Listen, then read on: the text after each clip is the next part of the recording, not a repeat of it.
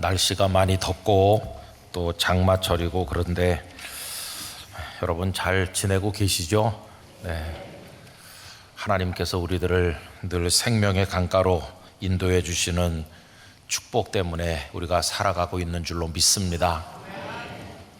오늘도 산부 예배 나오신 여러 성도님들 한 분 한 분에게 하나님의 은혜를 기원합니다. 또 우리 교회를 방문하신 분들, 어려운 가운데 영상으로 예배하는 모든 성도들을 하나님께서 품어주시기를 바랍니다. 특별 금요 산상 기도회를 통해서 3주간에 걸쳐서 말씀을 받으셨는데 그 말씀을 마음에 품으시고 계속 기도하면서 승리하시기를 간절히 바랍니다.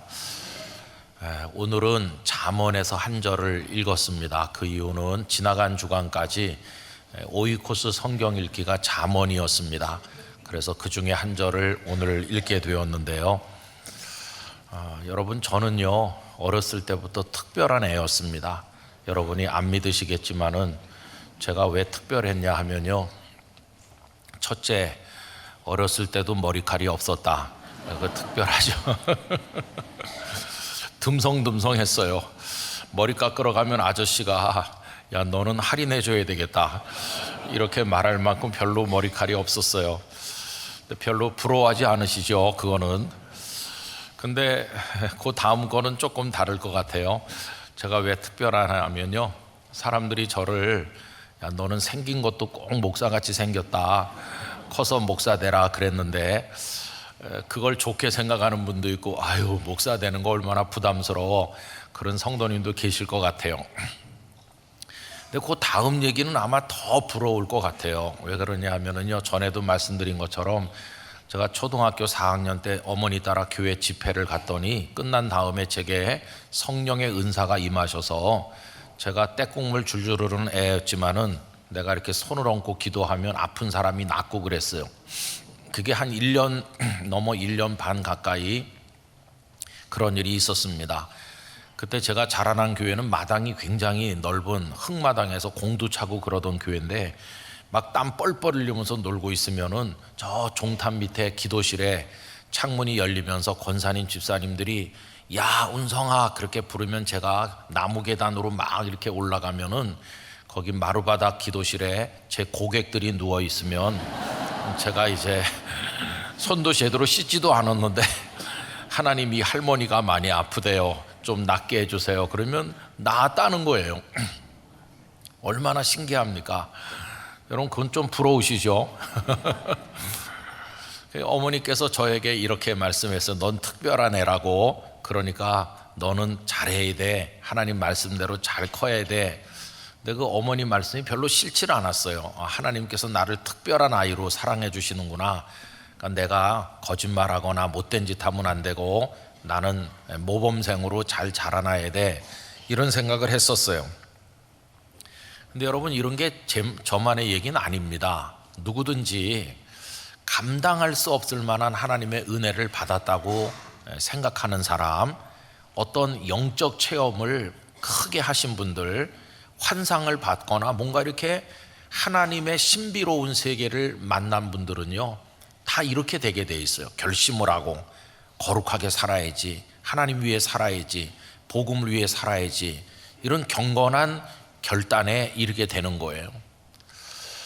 여러분, 오늘 읽은 한 절 말씀에 보면 묵시라는 단어가 나오는데, 이거는 하존이라고 하는 히브리어 명사를 번역한 건데, 여기서는 묵시라고 되어 있지만 다른 데서는 계시라고도 번역했어요. 예를 들면 이사야 1장 1절에 유다 왕 우시야와 요담과 아하스와 히스기야 시대에 아모스의 아들 이사야가 유다와 예루살렘에 관하여 본 계시라, 이렇게 번역했어요. 또 다른 곳에서는 환상이라고도 번역했는데, 다니엘서 8장 1절에 보면 나 다니엘에게 처음에 나타난 환상 후 벨사살 왕 제3년에 다시 한 환상이 나타나니라 할 때 환상이라고 번역했어요. 그러니까 이 단어는요, 묵시, 계시, 환상 이런 건데, 이거는 평범한 일상이 아닙니다. 하나님의 숨겨진 세계로부터 엄청나고 특별한 게 어떤 사람에게 이렇게 확 임하여 오는 거거든요. 조금 일반화시켜서 말하면 내가 기적을 경험한다던가 말로 설명할 수 없는 엄청난 은혜를 받는다던가 내 가슴이 불붙는 것 같이 성령 안에서 뜨거워지고 뭔가 변화가 일어나고 하나님의 세계에 눈이 열리는 이런 체험을 이야기하는 거예요. 여러분, 이런 걸 경험하고 나면 어떻게 될까요? 이런 걸 경험하고 나면 우리가 거룩해지는 걸 느낍니다. 하나님의 손이 내게 닿아 있구나. 내가 제멋대로 살면 안 되겠구나. 내가 정말 경건한 하나님의 사람이 돼야 되겠구나.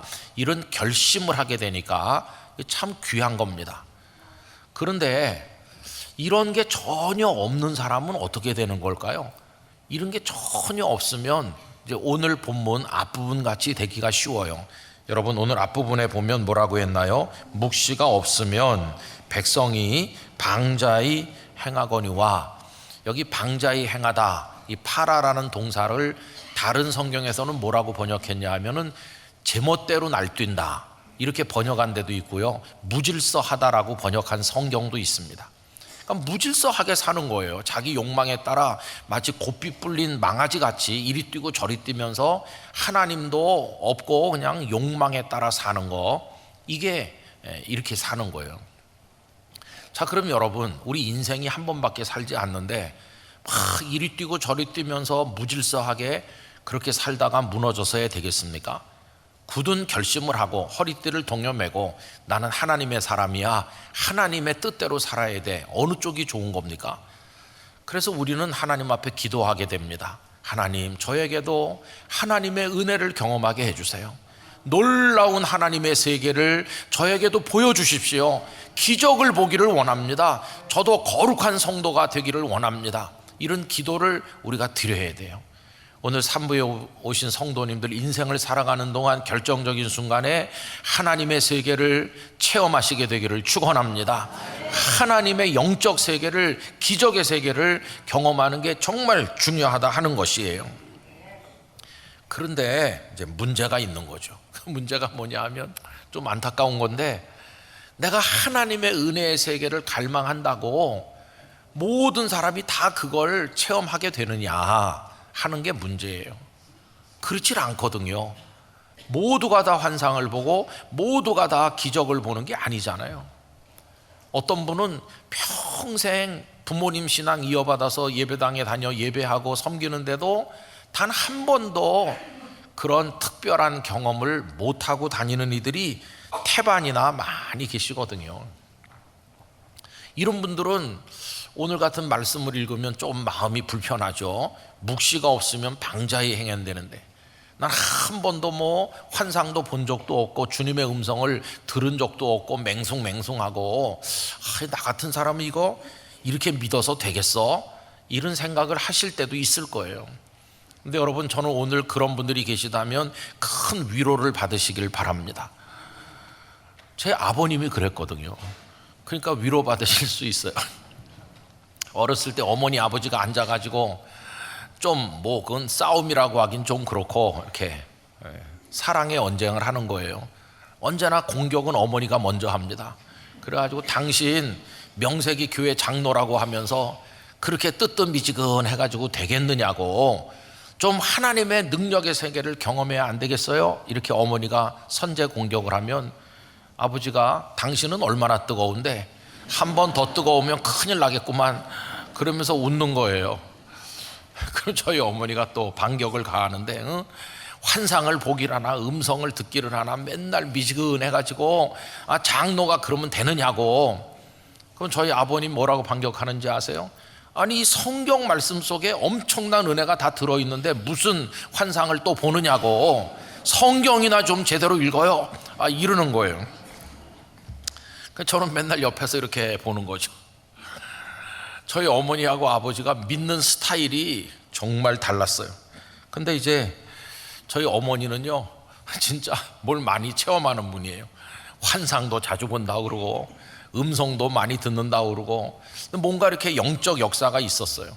저를 이렇게 조금 했을 때 어떤 집에 데려가 보면 성도들이 10명 뭐 이렇게 모여 있는데 귀신 들린 사람을 가운데다 데려다 놓고 막 예배 드리는데, 저희 어머니가 사탄아 물러가라 그러면 막 거품을 흘리고 쓰러지고 사람이 멀쩡하게 일어나는 저희 어머니 그런 능력이 있었거든요.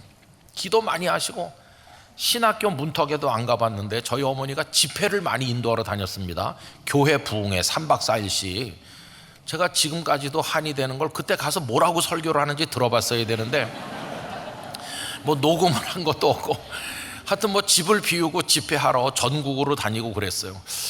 근데 참 신통한 것은 그 저희 어머니 설교가 분명히 그냥 뭐 그랬을 것 같은데 은혜 받고 목사 되신 분들이 여러 명 있다는 거예요. 거의 청년들이 와서 은혜를 받고 목사님이 돼가지고 그 한 분은 은퇴하시고 우리 교회에서 모이는 모임에 늘 오시던 분인데 그 아드님은요 우리 교회에서 여러 해 전에 부목사님 하다가 지금은 다른 데서 담임 목회를 잘하고 있기도 해요. 야, 그 우리 어머니 뭐라고 설교했는지 그거 못 들어본 게 참 한이 돼요. 근데 저희 아버님은 대조적이에요. 조용하시거든요. 조용해요. 그냥 늘상 성경 말씀 읽어요. 성경을 얼마나 많이 읽으셨는지 웬만한 목사님보다 몇 배 읽으셨을 거예요.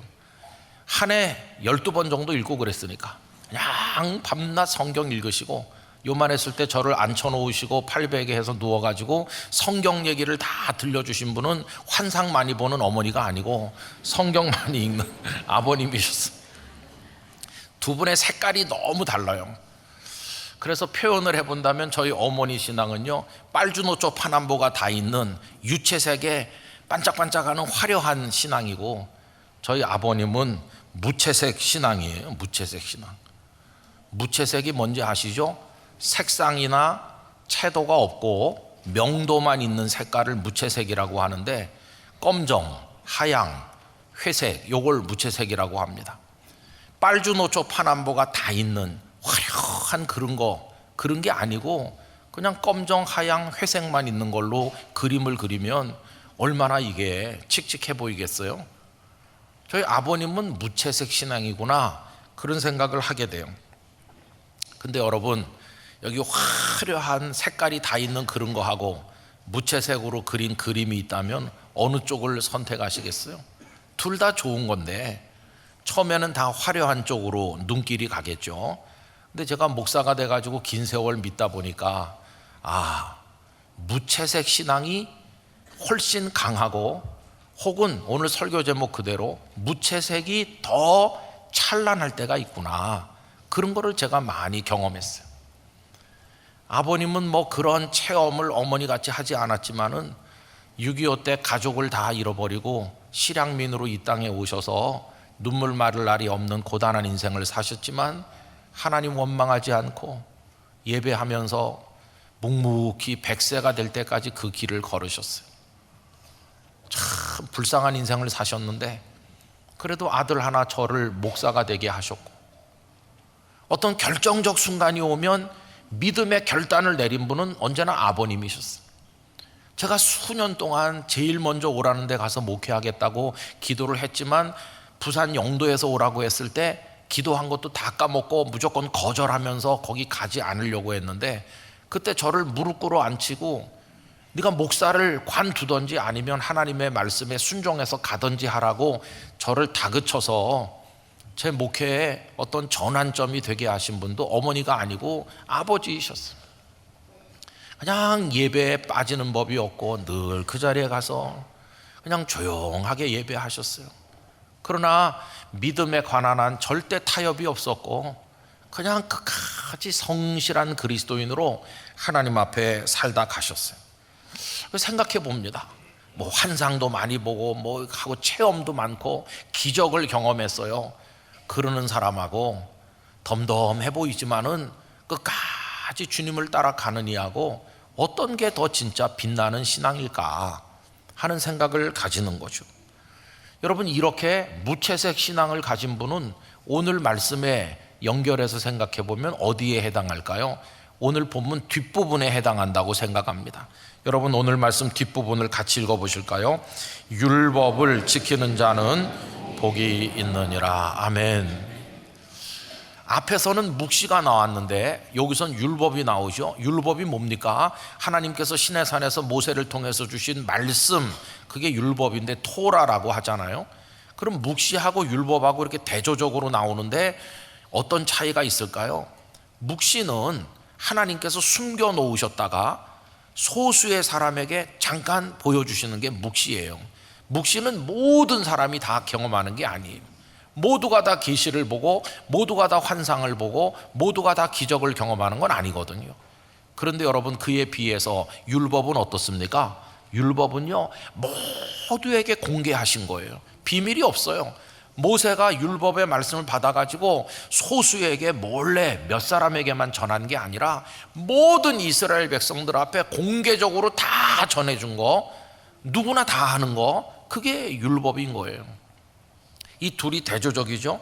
그래서 여러분, 이거를 이해하는데 참조가 되는 성경 말씀이 있는데 신명기 29장 29절입니다. 우리 화면을 보면서 이 말씀을 천천히 다 같이 읽어보겠습니다.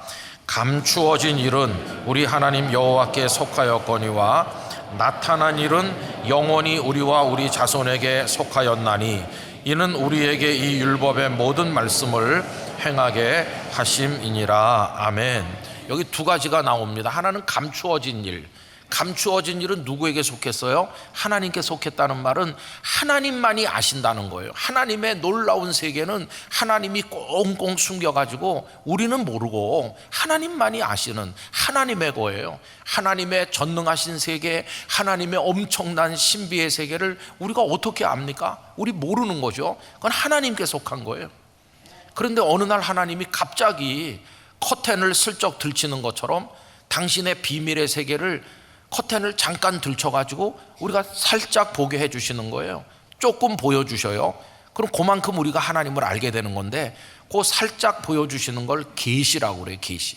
그때 하나님은 열어서 보여주시는 계시하시는 하나님이죠. 그래서 신학자들은 어려운 말로 얘기하는데 아무것도 안 보여주시고 가만히 계신 하나님을 숨어 계시는 하나님이라고 그래요. 반대로 커튼을 들쳐가지고 살짝 보게 하시는 하나님을 계시하시는 하나님이라고 그래요. 그러면 창문 커튼을 들어가지고 보여주실 때 그걸 모두가 다 그 안에 걸 전부 다 보나요? 잠깐 열어주신 만큼만 조금 보는 거고, 그것도 모두가 다 보는 게 아니라 소수의 사람만 보는 거예요. 예컨대 시내산에서 하나님과 함께 계셨던 모세라든가, 포로로 끌려간 그발강가에서 하늘이 열리는 체험을 했던 에스겔 선지자라든가, 종말의 때 있을 일을 보았던 다니엘 같은 분, 혹은 어떤 선지자들, 그리고 그 이후에도 하나님이 마음을 두시는 소수의 사람들에게 특별한 기적과 은혜를 주시는 것이지 모두에게 다 주시는 건 아니에요.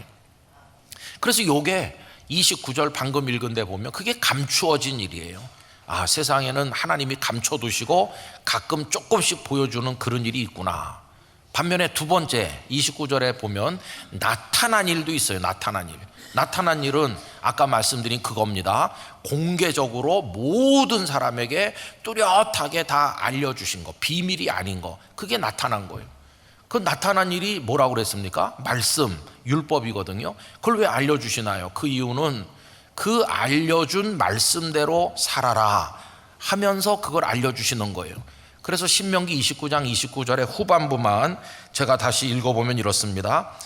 29절 그 후반부만 읽어볼게요. 나타난 일은 영원히 우리와 우리 자손에게 속하였나니, 이게 무슨 말이냐면 이미 알려주셨으니까 우리가 지금 이 성경을 손에 다 가지고 있는 것처럼 이게 우리 것이 됐잖아요.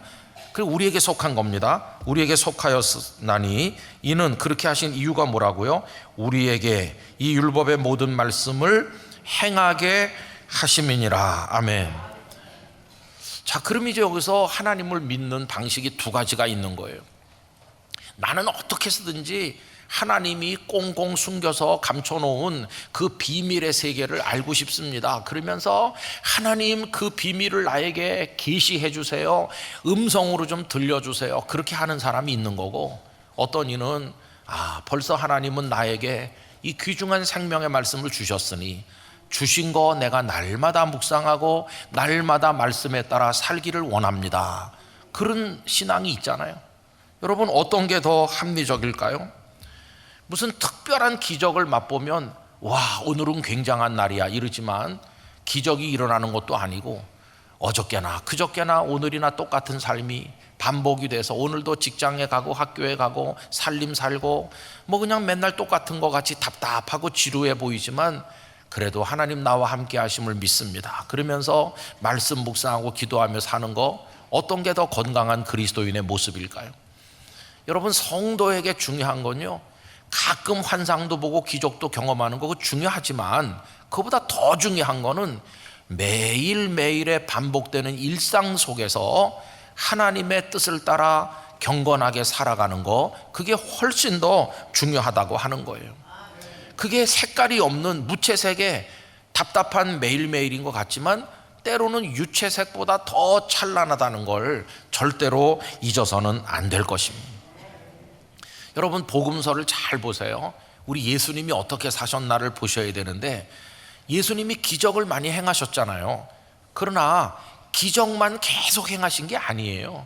그 기적과 기적 사이에 그 평범한 일상이 있었다는 걸 놓치면 안 되는 거죠. 예를 들어서 마가복음 6장에 보면 오병이어 떡 5개 물고기 2마리로 남자 장정만 쳐도 5,000명 이상을 먹이고 12강주리가 남은 사복음서에 다 기록된 유일한 이적이고 우리의 가슴을 흥분시키는 거잖아요. 제자들이 떡을 나눠주고 생선을 나눠주면서 어깨가 막 으쓱하고 마치 자기들의 능력으로 나눠주는 것처럼 착각할 만큼 그렇게 흥분되는 이적이에요. 그 이적이 행해져서 사람들이 다 먹고 광주리가 남고 이제 그렇게 됐는데, 그 다음이 우리가 주목해야 되는 거예요. 그 다음에 곧바로 주님이 무슨 이적을 또 행하셨나요? 아닙니다. 주님은 냉정한 일상으로 돌아가셨어요. 기적은 끝났다. 이제는 일상으로 들어가는 거예요.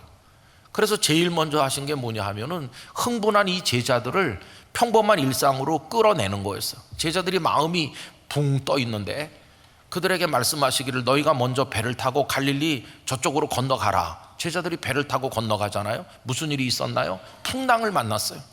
죽게 됐다고 아우성을 쳤어요. 그때 그들이 흥분이 가라앉는 거예요. 야, 아까 우리 저기서 떡 나눠주고 할 때 우리 능력으로 나눠주는 것처럼 착각했는데 그게 주님의 능력이었지. 우리는 어떤 존재냐? 이 풍랑 앞에서 어쩔 줄 몰라 비명 지르는 나약한 존재가 우리지. 이게 현실이야. 그러면서 흥분의 잠에서 깨가지고 냉정한 현실로 돌아온 거예요. 그렇게 하신 예수님은 당신께서는 그 다음에 뭘 하셨나? 여러분, 마가복음 6장 45절 46절을 제가 읽어드리겠습니다. 예수께서 즉시 제자들을 제초가사 자기가 무리를 보내는 동안에 배 타고 앞서 건너편 벳세다로 가게 하시고, 요 조금 아까 말씀드린 것처럼 배 타고 가다가 풍랑 만난 그겁니다. 참 중요한 건 그 다음 46절인데 다 같이 읽읍시다. 무리를 작별하신 후에 기도하러 산으로 가시니라. 아멘. 여러분, 기도하러 예수님은 산으로 가셨는데요, 기도하러 산으로 가시는 게 기적인가요? 기도하러 산비탈로 걸어서 올라가는 게 무슨 기적인가요? 아닙니다. 그건 기적이 아니에요. 기도하러 산에 가시는 게 무슨 엄청난 특별한 일이 일어난 건가요? 아닙니다. 그건 전에도 그렇게 하셨고 꾸준히 매일같이 예수님은 새벽에 가서 기도하시거나 저녁에 가서 기도하시거나 기도하러 가셨어요. 그건 기적도 아니고 환상도 아니고 그냥 평범한 반복되는 일상이에요. 예수님도 일상으로 돌아가셨다는 사실을 알 수가 있어요. 그래서 우리가 복음서를 보면은 기적과 기적이 계속 일어난 것처럼 보이지만 그 기적과 기적 사이에 평범한 매일매일이 있었다는 걸 잊으면 안 돼요. 예수님은 그들과 함께 이 마을 저 마을로 산책하시듯 돌아다니셨고 사람들을 만나서 이렇게 인사하시고 쓰다듬어 주시고, 그리고 때로는 음식을 드시고 기뻐하시고 주무시기도 하시고, 이게 일상이 있었던 거예요. 기적은 그 일상이 진행되다가 어떤 상황에 한 번씩 일어나는 거지 계속 그분이 전능하시다고 기적만 행하신 게 아니에요. 예수님의 메시아로서의 공적인 삶은 99%의 평범한 일상 더하기 1%의 기적이었다고 말하는 게 맞는 거죠. 근데 우리는 성경을 읽을 때 1%의 기적이 전부 다인 줄만 생각하는데 99%의 평범한 예수님의 모습, 주무시던 모습, 음식을 잡수시고 사람들과 거니시는 그 일상을 놓치면 안 되는 거예요. 그래서 여러분, 우리가 1%에만 집중하다 보면 우리 생각이 좀 이상해져요. 기적이 일어나는 날은 특별한 날이고 은혜의 날이고, 기적이 안 일어나는 날은 답답하고 죽고 싶은 날이다. 이렇게 생각이 이상하게 되면 곤란한 거예요.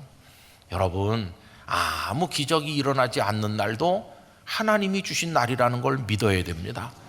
특별한 환상을 보지 못한 날도 하나님이 함께 하시는 날인 걸 알아야 되는 것이에요. 여러분, 우리가 어린 아이 때 쑥 성장해서 어른이 됐는데 뭘 먹고 어른 됐나요? 그냥 맨날 먹는 엄마 밥. 엄마 밥은 그냥 오늘 먹는 맛이나 내일 먹는 맛이나 똑같이 반복되는 건데, 그 엄마 밥 먹고 우리가 커서 어른 된 거지, 1년에 한두 번 옆집 아주머니가 해주는 별식 먹고 큰 게 아니에요.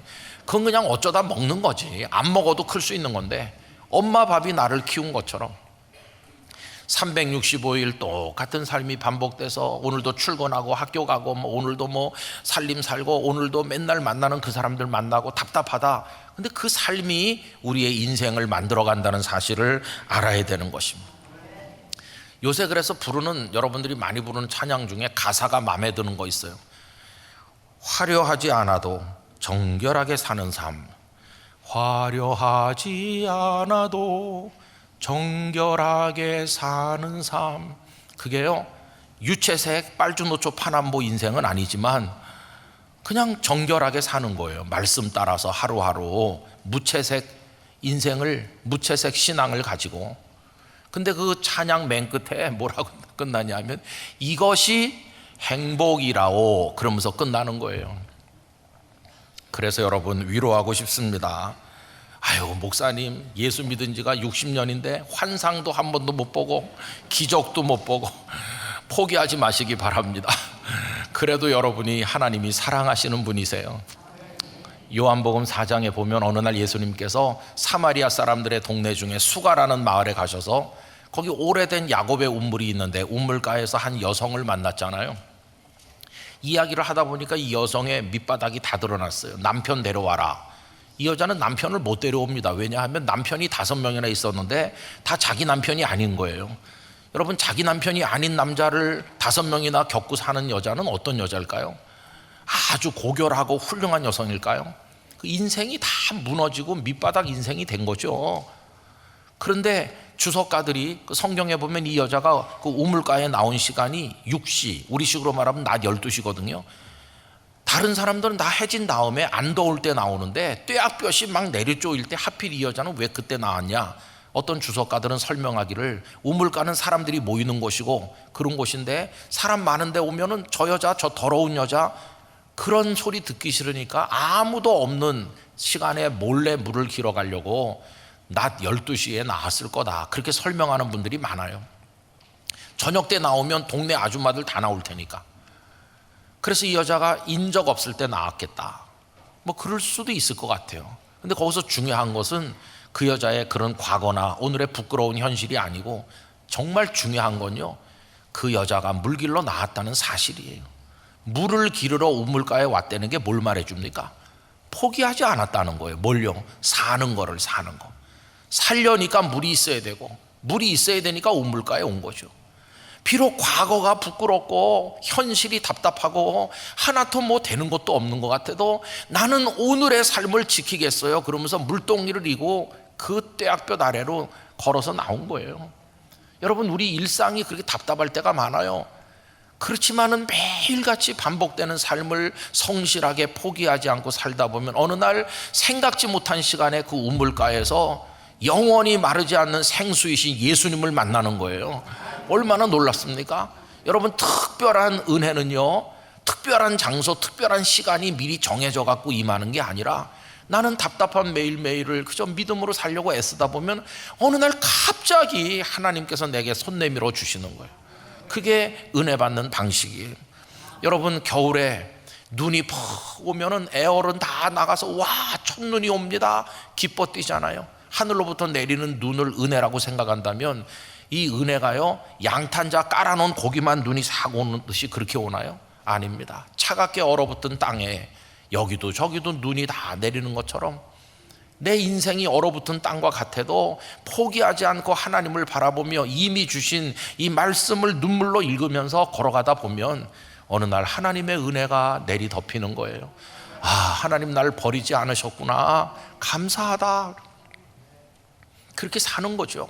하반기가 시작돼서 오늘 두 번째 주일인데 그냥 답답한 일상이 계속되시는 거 아니에요? 그러나 여러분, 그 속에서 어느 날 우물가에서, 여러분의 인생의 우물가에서 주님 만날 수 있다는 걸 믿어야 됩니다. 주님이 우리를 사랑하시는 거예요. 이 감동을 가지고 이혜인 시인이 시를 썼거든요. 우물가의 사마리아 여인처럼. 제법 긴 시기 때문에 제가 중간중간 빼먹으면서 일부만 읽어보겠습니다. 야곱의 우물에서 물을 깃던 사마리아 여인에게 당신이 하신 것처럼 주님, 제게도 당신이 먼저 한 잔의 물을 청하시듯 조용히 말을 건네 오시렵니까? 조금 건너뛰고요.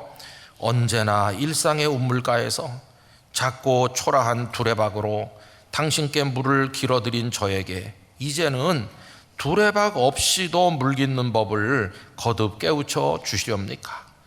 당신이 깊고 맑은 우물 자체로 제 곁에 서신 순간부터 저의 매일은 새로운 축제입니다.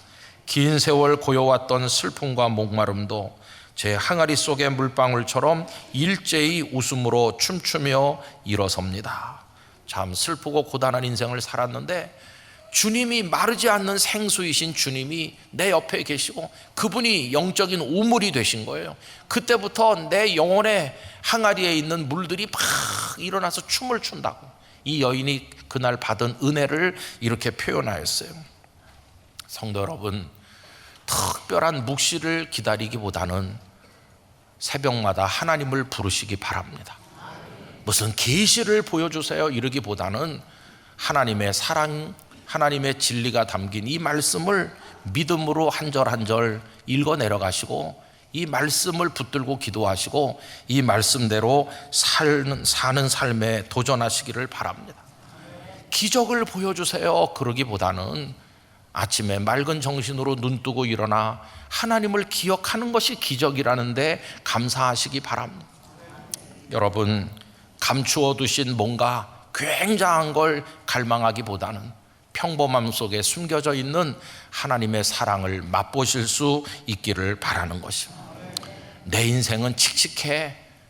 나는 유채색으로 빛나지 못해. 색깔이 없는 것 같아. 그래도 그 무채색이 하나님 앞에서 더 찬란할 수 있다는데 위로를 받으시기를 바라는 것입니다. 평범함 속에 특별한 게 담겨 있고 조용한 것 같지만 그 속에 거룩한 함성이 있고 하나님의 사랑의 속삭임이 숨겨져 있음을 깨닫고 매일매일을 그렇게 살아가시기를 바랍니다.